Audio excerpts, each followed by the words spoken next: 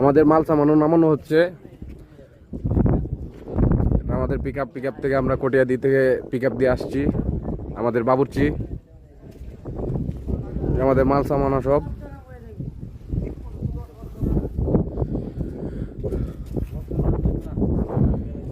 এখন আমি আপনাদেরকে আমাদের নৌকাটা দেখাবো, যে নৌকা দিয়ে আমরা সুনামগঞ্জ টাঙ্গুয়ার হাওর যাব নিকলি থেকে।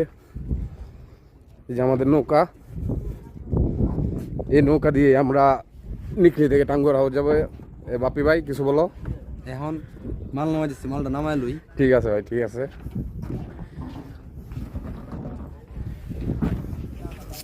এই যে আমাদের নৌকা আজিজ পাশা।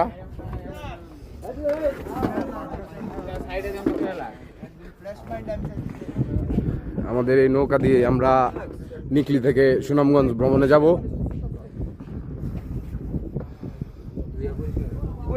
আমরা এখন নিকলি হাওরে। আমাদের রান্নার ব্যবস্থা করা হয়েছে এখানে। আমাদের কাঁচা বাজার।